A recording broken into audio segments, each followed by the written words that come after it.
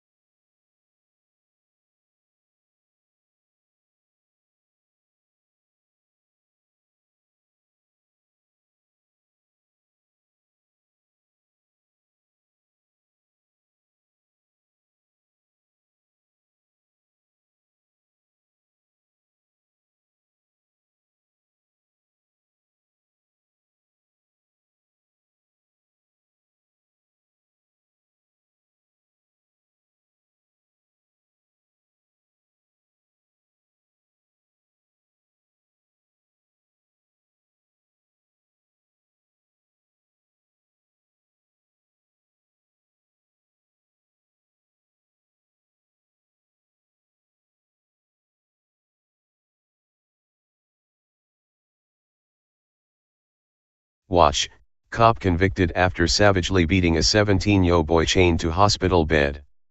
An enraged cop has been found guilty after horrifying surveillance footage showed him brutally beating a teen patient who was chained to a hospital bed. By Matt Agarist, August 2, 2018.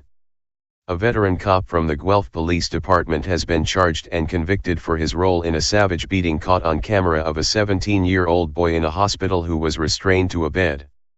Failing to take responsibility for his actions, the officer blamed the incident on PTSD.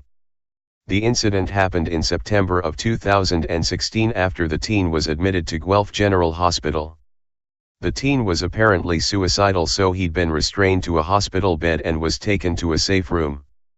As the video shows, in spite of being chained to the bed, the teen was still flailing about, trying to cause himself harm. That's when Officer Corey MacArthur snapped and threw a vicious elbow about the face and upper body of the teen. The blow resulted in a massive gash below the defenseless teen's eye, which had to be treated with stitches by hospital staff. After hospital staff investigated the cause of the teen's injuries, they watched the surveillance footage and then notified police. None of MacArthur's fellow cops who witnessed the attack said a thing.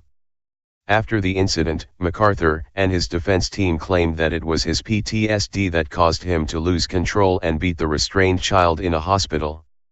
However, the PTSD was completely undiagnosed and untreated prior to this incident. The illness clouded his perceptions, judgments, and actions, said MacArthur's attorney, Joseph Markson, in court last week. Markson said that his client has PTSD stemming from the death of a fellow cop who died in a car crash.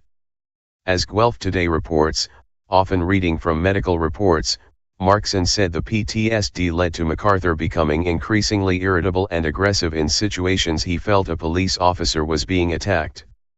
He acted too quickly and with too much force, Markson admitted, but said it was an instinctive reaction by someone experiencing hypervigilance and super-awareness caused by the PTSD. According to the court, only after the incident did MacArthur ever decide to seek treatment for his PTSD. The claims of PTSD may have been believable had this officer not had a history of violence and charges for assault, including a charge prior to the tragic loss of his co-worker. In total, MacArthur has faced charges 3 times for assault. In 2010, he was found guilty of assault and given an unconditional discharge.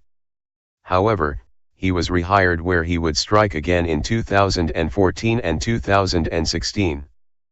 Prosecutor Michael Carnegie had a different opinion about the incident, which he called cringeworthy. The public expects that when an individual is placed in police custody, that, however difficult, that individual will be kept safe, Carnegie said. The public will and ought to have a concern, said Carnegie, who called the assault beyond the pale. Now, as Guelph Today reports, MacArthur is up for sentencing on Sept 27.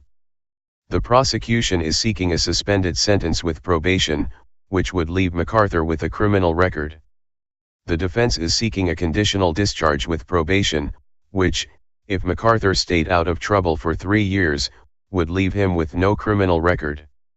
If the prosecution gets their way, there is a good chance that MacArthur could be back on the job again as a gypsy cop, attacking more handcuffed children.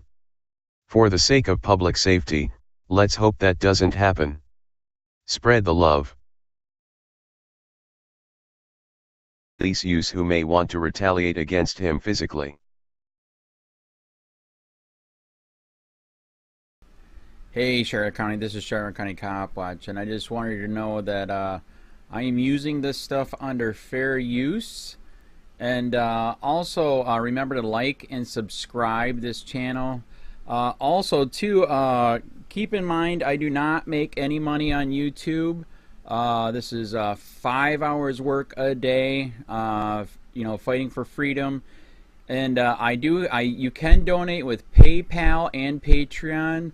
I just want you to think about this. If everybody gives to PayPal and Patreon, Patreon is every month. Actually, PayPal you can do every month. I have 12,000 subscribers. If everybody gives, I can quit my regular job and go full-time investigations on Charlotte County and possibly even more and beyond. So just keep that in mind. If everybody helps out, I can go full-time doing this. Thanks.